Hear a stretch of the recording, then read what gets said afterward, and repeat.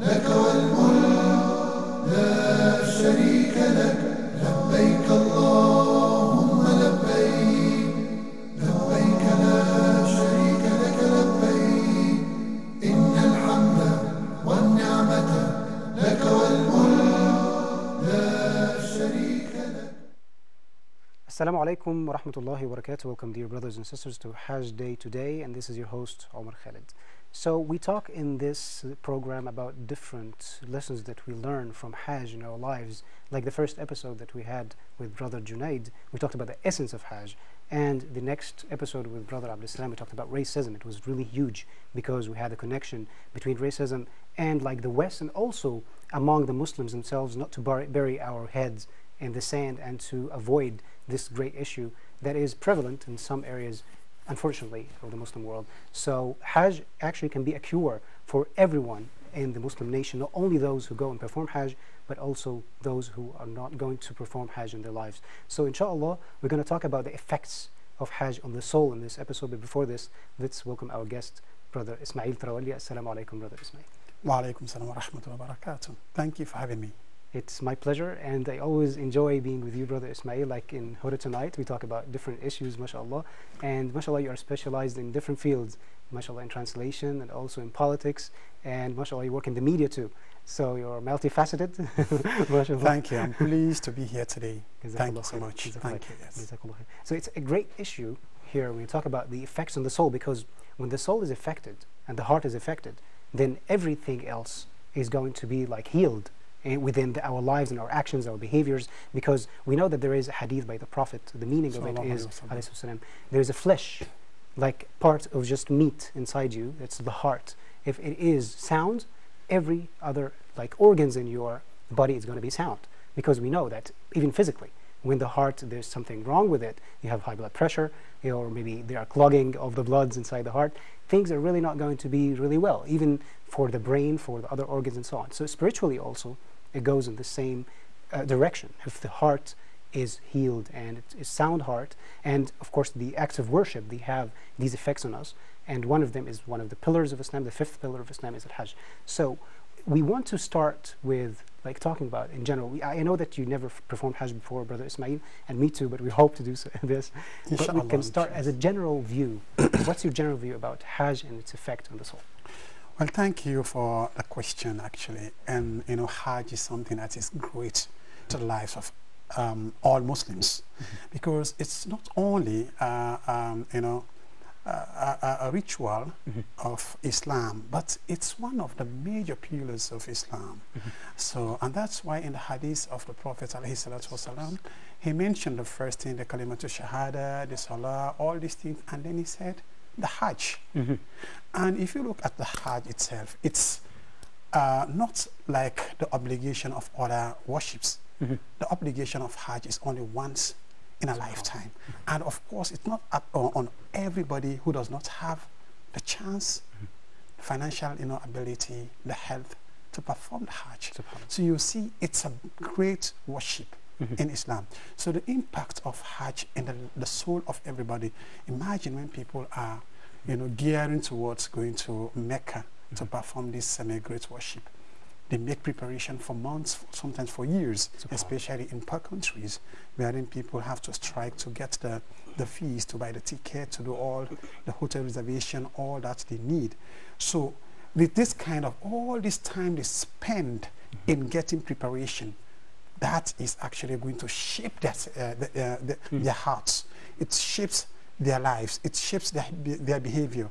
And after the Hajj, when they go back as, you know, as people, as new people in themselves. You know, you see them being people who actually help in resolving problems in their society. They keep away from everything that God has forbidden, and they make sure that they hold on things that God, you know, allows them to do. And that's why you find people, most of the people who perform Hajj, when they go back to their people, they find a very new life. They are respected.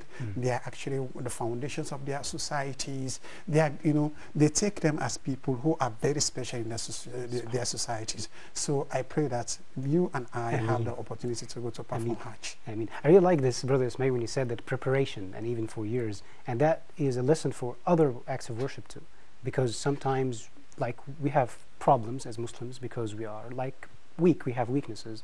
Yes. And some people, they have questions like, I cannot maybe be like, I don't pray on time, or I delay prayer, or some of the sins I cannot just get over them. So you said really one of the foundational steps is to prepare for what's going to happen. Don't just do it by luck or just wait for circumstances to come by. So this is really nice, and I would like to elaborate upon it. Well, actually, you know, Hajj, it costs money. Of course, everybody knows that.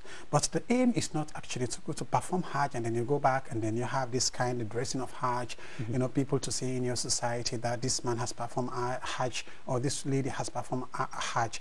This is not actually the, you know, the motive of Hajj. The motive is to shape your own self, is to clean you. And that's why in the hadith of the Holy Prophet, ﷺ, he said, Al-Umrah إلى العمرة كفارة لما بينهما والحج المبرور ليس له الجزاء إلا الجنة. Then when you look at this, connect this particular hadith to the hadith al-Qudsi about the Sawm. So we would like to translate. Yes, I'm going to translate this actually. Wherein the Prophet also said that كل عمل ابن آدم له إلا الصوم فإنه لي وأنا أجزي به. If you make a comparison between the two, you will see how great. Now, to come to the translation of the first one, when the Prophet said that the Umrah, between an Umrah and another Umrah, there is massive forgiveness to the soul, forgiveness of sins, shaping the life of the individual who has performed an Umrah this year and the other year. You understand? So this 12 months period, you have huge forgiveness. And then the Prophet did not stop there. He continues by saying that وَالْحَجُّ الْمَبْرُورِ لَيْسَ لَهُ الْجَزَاءِ إِلَّا الْجَنَّةِ. You see, there is no security, there is no barrier, there is no gate that will prevent you from going to heaven. If your Hajj is accepted, if the money you use to buy the ticket, if all the rituals of worship during this particular grand worship are confirmed correct, then there is no barrier between you and the heaven. You will enter paradise. So you're like born again. Born again. So can you imagine when the Prophet ﷺ assures you that if your Hajj is clean, if your Hajj is correct, if your Hajj is accepted, then there is no doubt that you're going to enter paradise. And of course, it is not only bounded to the rituals. It's not about circumambulation or like kissing the stone, or that of course is essential. Yes. But to change the behavior itself, like that's the purpose. That's the purpose. Yesterday I was following the program that you had here yesterday with Abdul Salam, talking about Hajj, you know, prevents discrimination and how do you racism. Look at this grand occasion when people come from all parts of the world, as you know, to answer the call of Ibrahim, as stated in the Quran, that call upon the people, proclaim to come to perform the rituals of worship. They will come from all parts of the world, running. Some of them are coming on camels' backs. Different means. Some of them are coming on horses' backs. Some of them on cars. Some of them take planes. Some of them even use boats just to come to answer the call of Ibrahim. So look at this, the essence of this particular worship. When people convene, millions of people, we are in the same dress, in the same mood, going to the same direction, seeking one alternative. That's what? The acceptance of Allah. There is no other place in the whole of the world. No other place, whether in the Vatican, whether you talk about India, no other place wherein people can convene for one motive, that is to seek the acceptance of Allah. And when they go there, they do not only go there to ask forgiveness for themselves. Some of them, when they go there, all of them, they pray for their people. at home. They pray for their societies. They pray for their countries. So those people who have the chance to go to perform Hajj have a great blessing. May God bless them, and may God accept us also to perform this Hajj. Brother Ismail. Beautifully said.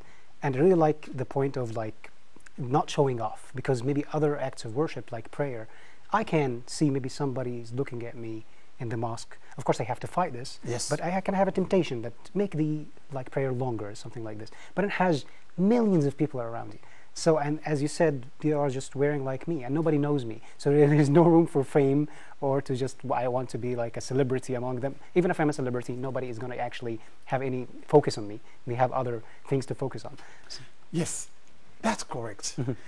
My brother, Islam is, there is no religion, no code of human behavior on this in this world that can be compared to Islam. subhanAllah. Islam is from God, and to him only everybody should have to worship. We do not worship because of the Imam. We do not worship because of Saudi Arabia. Wow. We do not worship because of our leaders. Islam is a total conviction in your own heart, and you perform all the duties of worship, from prayer to psalm, fasting to Hajj. Look what happens when you go inside a prayer. Nobody goes with their shoes, because these are material things. One can have shoes of $1,000. Another one is a poor man, does not have anything. But when they go inside a prayer, they are all equal. They all have to, stand shoulder to shoulder. No one is a king. No security is going to be front or behind. You are all equal. You stand there. Everybody is equal there. Nobody is different from the other person. That's the same thing that applies in Hajj. SubhanAllah. And actually the point, Ismail, I'm sorry to cut you off, like I heard that one of the generals, he was asked before seeing the scenery of people like standing in prayer in the haram, or in the sanctuaries of Mecca, to, okay, how many minutes or how many hours would you expect that those people are going to line up for prayer? So he said maybe 2 hours, 3 hours, something like this, because he has this mentality of lining up like troops in the army. In the army. Just in 2 minutes, or maybe less, he was astounded. How is it possible for all of these millions of people to line up very easily like this? I think it comes back to, I can say, the harmony between people, the love, that, how can you say it? It's maybe something that is otherworldly. It's not from this world. It has nothing to do with, like, if we do this in other like fields of our lives, we don't see this.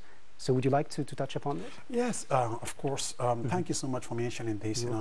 Of course, we have seen a lot of gatherings in the world, whether in the Vatican, whether in the inauguration of presidents like in the United States of America or in China or other parts of the world. We are in a lot of people. Delegates come from all parts of the world. When they come with their ranks.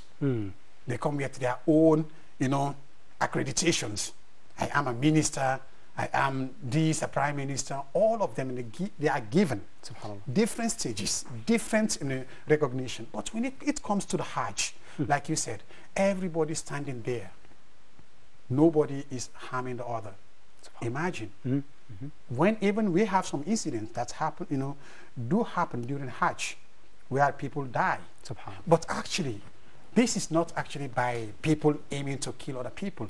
It's just because the amount of people, sometimes when someone falls down and there is a problem, there's been trampled. But imagine if in other places, if you get an amount of people like this, you have to get the maximum security to secure them. Perfect. You have to be with guns, you have to be with machines to do all this. But Hajj is just simple. Just floating like you really know that. You really know that the person who takes care of those people is not actually you and me. Of course, we know that Saudi Arabia and other authorities actually do try to provide the maximum assistance to ensure that the process of Hajj is actually, completed successfully. But everything is in the hands of God. That's why you are able to have this sea of people, millions of people coming from all parts of the world. And sometimes you have people who are, handicapped. They're handicaps. Some of them are on wheelchairs. They cannot even walk. They all go the same direction. They all perform the same worship. Nobody harms the other. Imagine this kind of place. When you are there, you leave all your wealth. Here, nobody's different. Subhanallah. I'm a minister. Yeah. I'm a businessman. When I join the flight, I need a business class. In Hajj, no business class, no prime minister, no president. Everybody is equal. And when they stand there, as you said, it's really, really, amazing that people stand within peace, in unity, knowing that this man who stands near me is my closest person in this world, more than my brother or my sister who is not a Muslim. Because Islam does not look at your relative or the blood relation. It looks at who you are in terms of God. If this one is a Muslim, and then this is your brother. If this one is not a Muslim, no, he is not a brother. SubhanAllah. That's really beautifully said, Brother Ismail. I want to add to this also that not to harm each other is also related to even doing the rituals.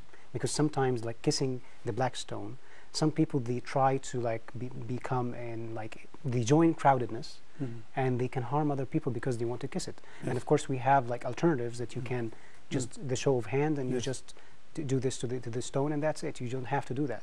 So even when it comes to doing the rituals, it's a sunnah. It's following the path of the Prophet. But even in this case, the Prophet banned this way of harming each other for doing one of the rituals of Hajj. So subhanallah. Yes, it's actually great, and it's a good point. Thank you very much for information in this point, because it's so important. There are people who go to Hajj or even in prayer. I've seen in some cases when during prayer, when people are standing, they want to take a position maybe in the front line, and because they say that al-Muslimu qawi أفضل خير وأحب إلى الله من المسلم الضعيف المؤمن الضعيف. So people behave as if they translate this hadith in a way that a Muslim who has the fist, who has the strength, is more powerful, is more beloved to God. But that's not the issue. It's not about the physical. Iman is not only about strength. Iman is about the heart. Iman is about your ability to avoid that which is not allowed in Islam.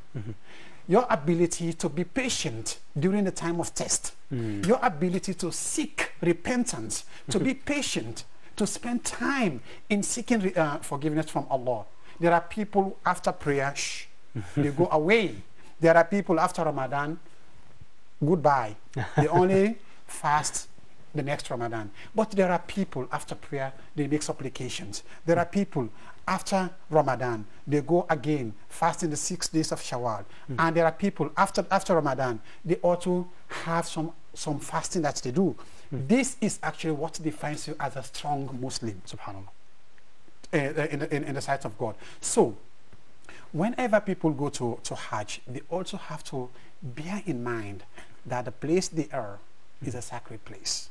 You are there to perform the duties of worship. You are there to have a great regard for every individual who has come to perform this rite of worship. So do not harm anybody. Of course. Don't try to, be so aggressive on other people, because you have old people there. You have sick people also. You have people who are not even able to do everything there by themselves. They have to hire people. They have to be helped to perform the duties of worship. So you have to have this in your mind, that all of these people, we are convenient here together. So when you perform the rites of worship there, be very careful to not harm anybody, so that your Hajj will be accepted and you will go home kayomi waladatu ummuhu maghfur. You do not have any sin. You go back to your home with glad tidings that you have been forgiven for the rest of the sins that you have committed since you were born. And now is a new page. This is a great day. This is a great occasion that everybody has to be very careful to make sure that they perform it in the best way possible. That's really very beautiful, Brother Ismail. And I like the point of linking also patience with being a strong mu'min or a strong believer, man or woman. That's really beautiful. And this is the essence also of Hajj, to have patience, because you are under the sun, you're just standing in Arafah. You're moving from place to place that are maybe like hundreds or tens of kilometers apart from each other.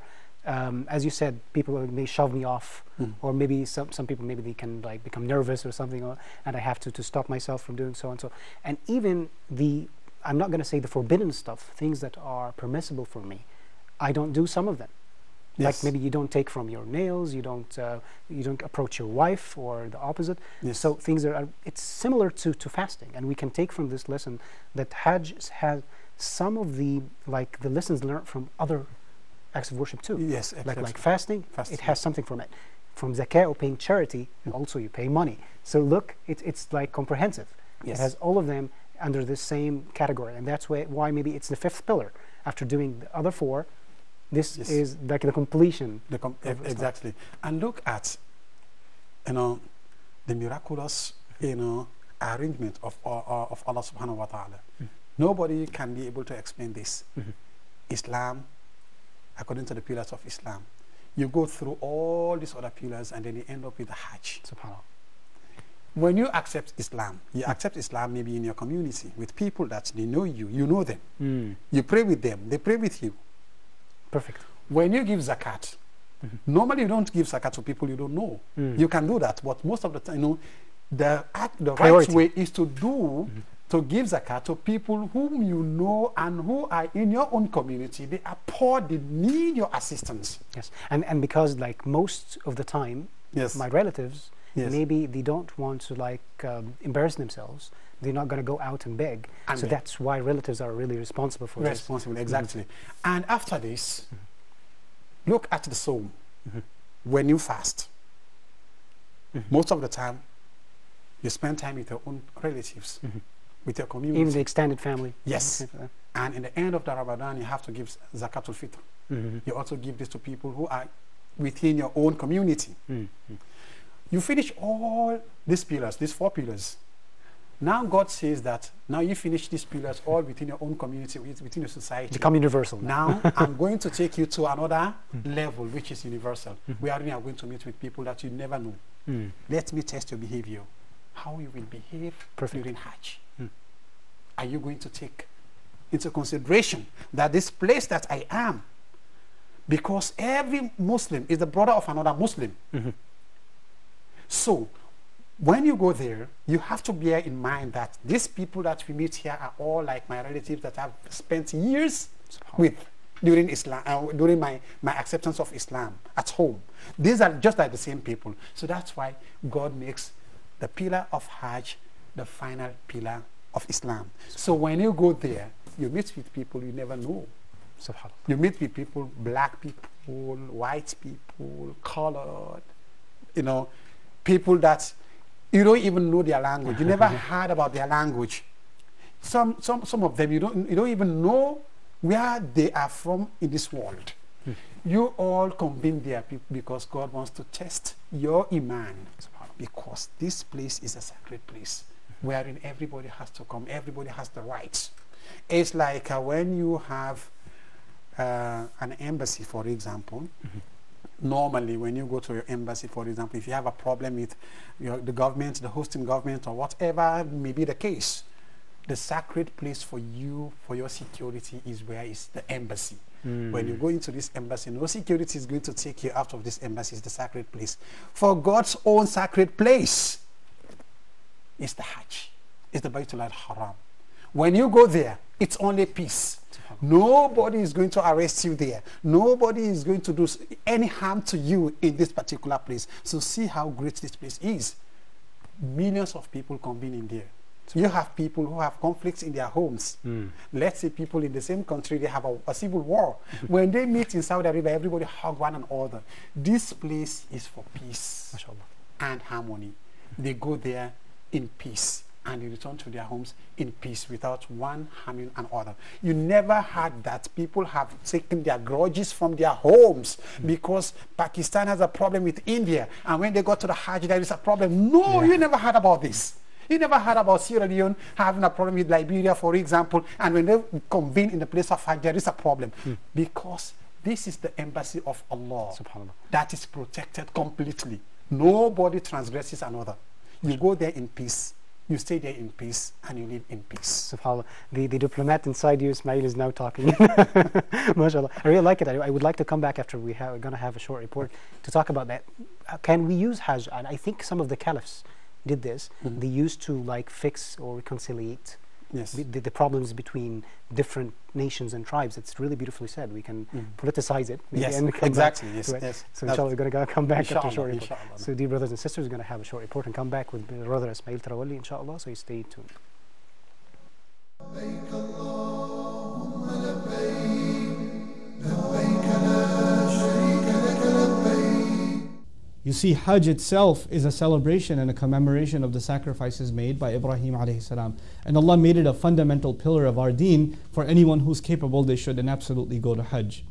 So the first point I wanted to make is how essential. And by the way, if you look at the life of the Prophet ﷺ, it all culminates. The final conclusion of the entire thing is actually the liberation of the house of Allah, the removal of all of the idols, so only one God can be worshipped. The house of Ibrahim alayhi salam can be purified once again. فَلْيَعْبُدُوا رَبَّ هَذَا الْبَيْتِ. Having said all of that, every year when the Muslims go to Hajj, they are actually reliving the victory and the fulfillment of the mission of Rasulullah sallallahu alaihi wasallam. And so when we go as an ummah there, we are reminded of the entire seerah of the Prophet sallallahu alaihi wasallam, along with the entire seerah of Ibrahim alayhi salam, along with the promise we as a people made to Allah that we are going to carry this mission, carry this Islam to the rest of humanity. We rejuvenate that as a people every single year in this divine convention that is Hajj. Having said all of that, that's about us as a people, but what about us as an individual? What about each one of us that goes as an individual? You see, we have to understand that Hajj at the same time is the most personal experience you'll ever have, and at the same time it's probably the most communal experience you'll ever have. Millions of people dressed exactly the same way, doing exactly the same thing, fulfilling exactly the same rituals. It's incredible. Like there's nothing like it in the world, you know? So at the same time it's so collective, and at the same time it's so individual. Now I highlighted to you the benefits of it in the collective sense, that it rejuvenates our sense of identity and our sense of identifying with the life of the Prophet ﷺ and his mission. But in the individual sense, Allah Azza wa Jal describes this. This is the ayah that I wanted to share with you. ثُمَّ أَفِيضُوا مِنْ حَيْثُ أَفَاضَ النَّاسِ وَاسْتَغْفِرُوا اللَّهِ إِنَّ اللَّهَ غَفُورٌ رَحِيمٌ. Then pour out from where the people pour out, meaning Muzdalifah in the ayah, and then Allah says, and ask Allah for forgiveness. This is the once in a lifetime opportunity when you're sitting in Arafat, when you're sitting in Muzdalifah, when you're sitting, when you're performing the rituals of Hajj. This is the lifetime opportunity to make dua to Allah like you've never made before. You've left everything behind. You're wearing the clothes you should practically be buried in, and you're just sitting there and you are just turning to Allah, and there's nothing left between you and Allah Azza wa Jal. That's it. And you're in a place that itself is a kind of death. In other words, Makkah, there's no livelihood there. There's nothing there except the Kaaba and the miraculous spring of Zamzam that Allah Azza wa Jal brought out. Other than that, there's really no life there. Even Ibrahim would describe alayhi salam this place as biwadin ghayri dhi dhar'in, or a valley that has absolutely no cultivation whatsoever. Subhanallah. That is the place that we go to remind ourselves that we have stripped ourselves of all dunya and we are just turning to Allah in forgiveness. But in this ayah, Allah did not say, وَاسْتَغْفِرُ اللَّهِ وَاللَّهُ غَفُورٌ رَحِيمٌ. Seek forgiveness of Allah, and Allah is forgiving, extremely forgiving, always loving and merciful. He in fact said, وَاسْتَغْفِرُ اللَّهِ إِنَّ اللَّهَ غَفُورٌ رَحِيمٌ. Seek Allah's forgiveness, for sure, no doubt about it. Allah is extremely forgiving, always loving and merciful. The benefit in Inna Allah Ghafurur Rahim in this beautiful ayah is that Allah is giving us a kind of guarantee that if we do our Hajj right and we truly turn to Allah in forgiveness, then Allah is guaranteeing us that He will be forgiving and loving and merciful towards us. So I pray that this year and every year that comes after, that Allah, not only Allah gives you, those of you that haven't had the ability to go to Hajj, that Allah makes you capable and opens the rizq for you, that you can go and perform this remarkable ritual. And secondly, that when you go, that you earn Allah's forgiveness, that your istighfar and your du'as for your rizq, for your family, and more important than anything else, your salvation on the Day of Judgment, all of those du'as are fulfilled. Make a good collection of du'as before you go, so you fill every second with ibadah, with worship, and with asking Allah for what you need to ask of Him. And I finally pray that we as a people, every time we experience this remarkable journey of Hajj, our sense of commitment to the work of Ibrahim alayhi salam and the struggle of Rasulullah sallallahu alayhi wasallam is rejuvenated, and our job as an ummah, what is supposed to be our job as an ummah, is refreshed in our hearts. لبيك اللهم لبيك لبيك لا شريك لك. Welcome back, dear brothers, to Hajj Day today. We hope that you enjoyed this short report by Noman Ali Khan. We come back to Brother Ismail, and we are going to continue for the same point, like we were talking about politics and Hajj, because we know that Islam, we cannot just separate it from any other field in our lives. From knowledge, and you like to talk about knowledge in other episodes like in Huda tonight, from politics, as you have brought this issue to the light right now, and really like this, because I think we're missing this. Because back in the day, we used to have these reconciliations and fixing the problems between tribes. So from your background in like studying in negotiations, and wow, that's really to the point, negotiations. So fixing the problems. So would you like to talk about that? Yes, you know, as we said earlier, Hajj is all about, you know, unity, about harmony, about living together with people, about showing the best of your conduct to other people. So that's also what, in other, you know, organs of international organization, for example, they try to implement actually, but not, you know, in they don't call it religious, but if you look, the whole thing they try to preach, you know, it's like it's taken from Islam, no doubt, because Islam is talking about unity. Islam is talking about peace. Islam is talking about progress. It's about development. Every field that shapes human's life and promotes his own abilities to live, you know, in peace and security, everything of that is supported. So regarding what you mentioned about, you know, like bringing people together, of course, Hajj should not only be the only, you know, occasion wherein people can come together to, you know, to get together, you know, to forgive each other. In our unities also, in our communities, in our countries, for example, today we do not see the role played by imams effectively. Perfect. During the time of Umar radiallahu anhu, he was so much concerned about his society, about the Muslims, so he could dispatch a number of people to solve problems within the Muslim community. This also can be done today. How the imams, who are our guides, who can help us shape our lives in the best way that God wants us to be, these are actually very much important bodies in all societies that they should gear towards uniting Muslims. So we can say the Islamic United Nations? Yes, of course. Why not? Why not? We have Islamic United Nations. Why not? And sometimes, I mean, most of the time when I sit with my own professors, I used to ask them some of these questions, that if Islam has the ability today to command, you know, many parts of the world, you know, we have Muslims all over the world, and we are the only religion that has, you know, an occasion wherein people can stop eating for 1 month. You don't have any of this in Christianity, not in Buddhism and other religions. This is Islam. We have the code enshrined in the Holy Quran that we follow. So if we the Muslims, for example, we are ready to ensure that there is peace in our own countries, in our own societies, I believe that we can conquer the world with peace, not with, you know, transgression like other people are doing, and they try to you know, to act as if this is Islam, which is not Islam actually. So if we use the strategy of Umar radiallahu anhu to ensure that the Muslims are supported, are given attention, believe me, we will not have problems today within Muslim countries. Because why? Justice is always going to prevail. Because why? Our imams will always say the truth, even at the point of death. If we do not speak the truth, the world will go wrong, because we will have wrong issues all the time, and there will be a confusion. People will die, innocent people, children and women. It happens today because why? We, the Muslims, are no longer taking the role that we should take. So we're missing the role model. The Hajj, this is a great example. Is a great example, bringing us all together. If the togetherness that we have during the Hajj, the peace, the kind of, you know, the kind of interest we have for other people to come to this day, because sometimes when you go home, people, they go for Hajj. When my uncle went for the Hajj, during the 80s when I was still young. When he came back, he told us about Hajj. He kept telling us about Hajj until he died. And nobody could actually get the real picture. Seeing people, sea of people, people coming from different parts of the world, convening in the same place, together in peace, in security. Nobody, harms another person.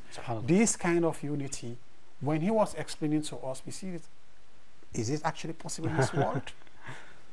It's very difficult to believe. So when we talk about the Sahaba, the companions of the Holy Prophet ﷺ, the way they spend their lives in the interest of Islam, helping people, helping the poor, the needy, the people who have been transgressed, liberating many parts of the world, people who have been under the rule of the Roman Empire, the cruel Roman Empire, helping them to liberate themselves.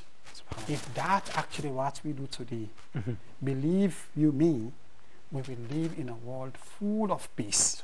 Because what is missing actually is not the knowledge. We have Muslim scholars today more than any other time. You're missing the action. We don't have most the of the action time is not there. And because many Muslims today have sold their own faith, whether to politics or to personal interest. So, for us as Muslims to come back to that fold, to come back to that particular time when the Prophet ﷺ taught his own companions, and that span of peace, that span of unity, we can come back to that.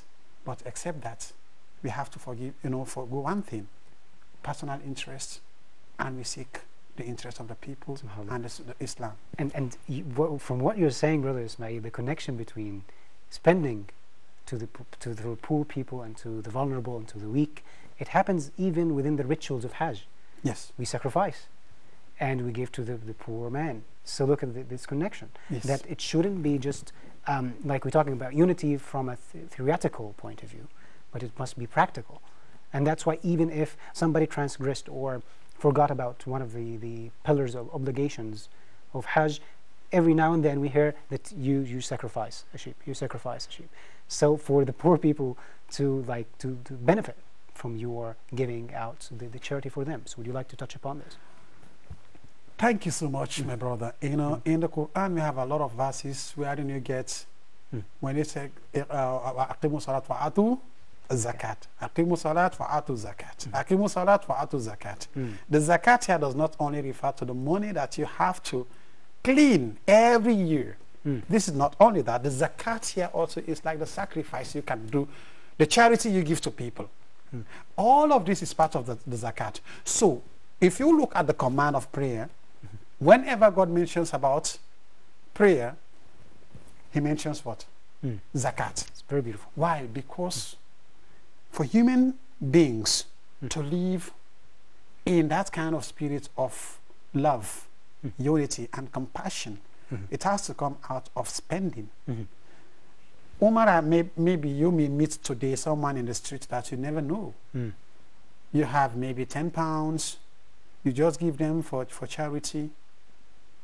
He will say to other people in your absence that I was so much frustrated today. I didn't have anything, but someone gave me 10 pounds. It helped me. And he will think maybe in the world in a different way. Maybe he is thinking about the way it's gloomy, people are vicious, people are not kind. It's going to be changed. And the outcome of this is what? Is peace. Whenever we give charity to people, whenever we like other people, whenever we try to respect other people, when we make sure that we open our own arms for other people, we embrace other people, the outcome of all this is actually great because we live in peace. Zakat is very important. The animals slaughtered during the Hajj are not actually eaten by the people who slaughter them. Or most of the people today, because of the technology, we have people coming to Saudi Arabia for Hajj through the flights. They came on planes. Some of them came by sea. when they come, they slaughter those animals. They don't take them along with them on the flights, no, the boats. They buy vouchers and They just slaughter them, because this is the command from Almighty Allah subhanahu wa ta'ala when Ibrahim was tested, when he promised God that, oh my God, I have grown old, I'm weak, and I do not have anyone to succeed me. If you give me a child, I will sacrifice that child for your sake. SubhanAllah. And when he was given, Ibrahim was blessed with children. Who are the first one, who is Ismail, and it came to his dream that you promised that you are going to slaughter your child if God blesses you with a child. Now is the time to do this.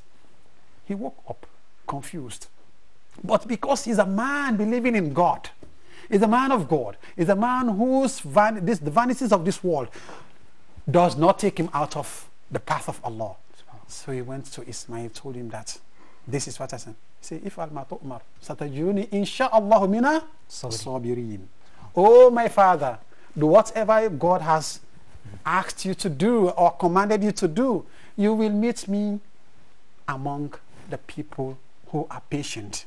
And that's actually how the sacrifice of the sheep comes about. It's a remembrance for us. But today when we go with slaughter, of course, nobody takes that meat to him. In my country, we receive tons of meat coming from Saudi Arabia after every Hajj. The same thing with Nigeria, the same thing with Senegal, with the same thing with Guinea-Conakry. The animal you slaughter, you think, okay, I slaughter this animal just to answer the call of Ibrahim, just to do what actually Allah commands me to do. But the blessing is great, because this animal is going to be given to people who have taken maybe months, years, because of the life, the difficulty of life in their own countries. They are given this meat for free, and they eat from this meat. They bless you, oh God, bless Saudi Arabia. Oh God, bless the people who have given us this opportunity to get this meat. You are there, you go back to your home, you don't even know, you forget about maybe even after 4 or 5 months. That blessing will be multiplied for you Yawm al-Qiyamah. So you see the blessing of the sacrifice, charity is so great. That's why for us Muslims, we really need to invest in not only our own selves.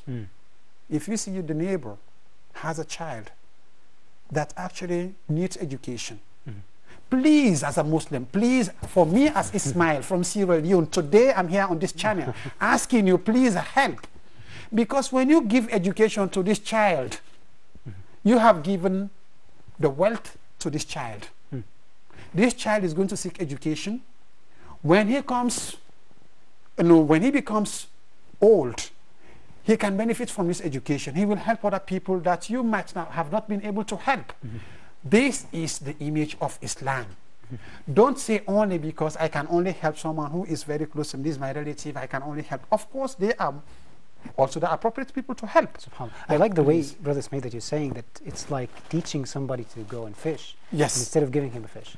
Like because you feed him for a day. But if you teach him, it's very beautiful. You can educate somebody. And after this, it's going to benefit him and his family. Yes, exactly. That's the importance of giving charity. Because as Islam always maintains unity, always maintains, having sympathy for other people, not only about your own self, and when Islam comes, actually, I remember one of the hadiths when someone was transgressed. He was like from the downtrodden people. And he went and he reported to one of the Sahabas, I think the Prophet himself in particular, sallallahu alaihi wasallam. And that man who is from a very big family, he thinks that we are the owner of wealth, we are the owner of education, whatever. And he was brought in front of the public, and the man that transgressed was asked to do the same thing that he did to him in public. That's the image of Islam, because Islam is the religion. My brother, I'll tell you this. Even when we are dead, but Islam is going to be the code of conduct for all humanities in this world. So you talked about favoritism here, Brother Ismail. Yes. So a nepotism that is widespread in some of the countries, some of the factories or companies, and sometimes we among the Muslims themselves. So, and can Hajj really be like a solution for this, like to fix this problem? How can we fix it? Well, actually, a Hajj comprises of everything. Mm. You know, when people go for Hajj, they go there in the purpose of going to answer the call of Ibrahim. Mhm. But when they get there also, they see some other people there also, the Saudians, people from different countries, convening there with a different way of life from theirs. Mm. They benefit from that. They see equality. Nobody is actually taken more for granted against another person. Everybody is equal. The treatment is equal. That's why when you look in the Hajj, you saw here a black man and a white man, an Indian, a Pakistani. All of these people are there equal. So this equality that we see in Hajj, if that's actually what prevails in our country, imagine what happens today. Mm. Because people think that only when you get to help those that are close to you is when things can be addressed. No. Mm. Because we live in societies today, comprises of different units of families. So for us to have that kind of image where you see people, everybody is equal. Everybody is on the same ground. Nobody is higher than the other. Everybody is the same. If we have that kind of practice in our own society, for example, we make sure that jobs are not, given to people that maybe have political connections. They have Family connections relations. with people who are wealthy people, because this boy or this man or this lady is from A or Z. We only serve our people on the same footing. Imagine what happens. You disseminate the wealth to everybody. Of course, whenever we do give opportunities to people for responsibility, for example, we have to look people's qualities. People's qualities are very much important. If you have the qualities, then you get it. If you do not have, okay. That's actually what prevails in many countries in the West. They have their problem. I know. Yesterday I was online arguing with one of my friends, whose name I can't mention. He is also in the US, because a week ago, my country, Sierra Leone, was actually devastated by a massive flood that killed nearly 1,000 people. Wow. So everybody was saying that, look, what is happening in Sierra Leone? It's because of the authorities. It's because the government is not doing much.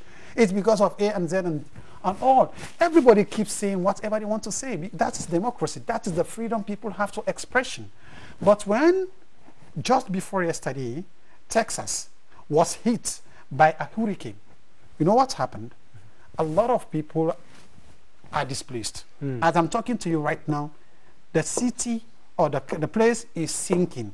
So we are living in a world today that we have catastrophic issues. Natural disasters are happening. It's not only because the ability, this doesn't have the ability, this doesn't have the ability. It depends on us as humans. How do we act to combat this kind of atrocities? We have wars. How do we actually unite ourselves in order to solve our own Don't problems? wait for so all of these outside things. forces. Don't wait for outside forces. So when you look at the world we live, Brother Umar, you know that whenever things happen in the far distance, they will happen in your own place. So what we should do as humans, we should look at the example of the Hajj. We should learn lessons there. People who have that chance to be there today, let them learn lessons there. It's not only to go to perform the Hajj and then they go home. Let them carry the message of peace to their own people. Let them take the message of unity. Let them go to their people and deliver this message. How people should be, not only to Muslims, but also Christians. Not only to Christians, but also those who are not believers, because we are a society wherein everybody is a member. So we deliver the message of peace. We need peace, we need love, we need unity. SubhanAllah. Jazakallah khairan, Brother Ismail. Very beautifully said. And a great ending for this episode. I really enjoyed it with you, Brother Ismail, and hope to have other discussions with you, inshallah. Jazakallah khairan. And dear brothers and sisters, we hope that you enjoyed this episode with Brother Ismail. We talked about really practical steps to fix our problems from like the effects of Hajj on the soul.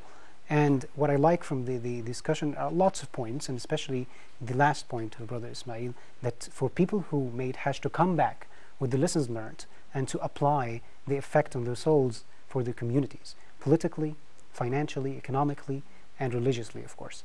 So until next time, inshallah, in the care of Allah, assalamu alaikum wa rahmatullahi wa barakatuh.